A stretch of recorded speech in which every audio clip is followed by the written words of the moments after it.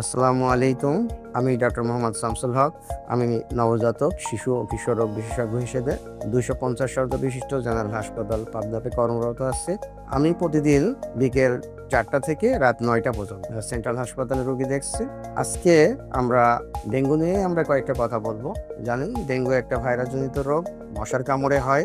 আমাদের ডেঙ্গু নিয়ে ভয় নেই। জ্বর আসলে আপনারা সবচেয়ে বড় কাজ করবেন যেটা, বাচ্চাদের প্রথম ২ দিন ৩ দিন অবশ্যই প্যারাসিটামল সিরাপ খাওয়াবেন। ওজন এবং বয়স অনুসারে আপনারা খাওয়াবেন। বাচ্চাদের খেয়াল রাখবেন যে কখন হাসপাতালে বাচ্চাদের নিয়ে আসতে হবে অথবা একজন বিশেষজ্ঞ চিকিৎসককে দেখাইতে হবে, যেগুলো আমরা বলি ডেঞ্জার সাইন।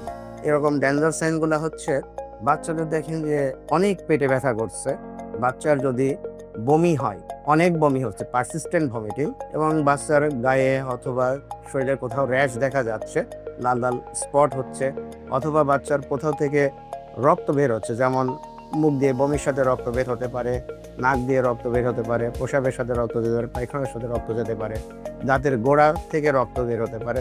যদি এরকম কোনো কিছু হয় এবং বাচ্চা যদি দেখেন যে লেটিয়ে যাচ্ছে অথবা বাচ্চা মুখে কোনো কিছুই খাচ্ছে না, তাহলে অবশ্যই আপনারা দ্রুত ডাক্তারের পরামর্শ নেবেন এবং দরকার হলে হাসপাতালে নিয়ে আসবেন। আপনারা সবাই ভালো থাকবেন, সুস্থ থাকবেন এবং আপনাদের ছোট বাবুদের, সোনামণিদের অবশ্যই সুস্থ রাখবেন, ভালো থাকবেন।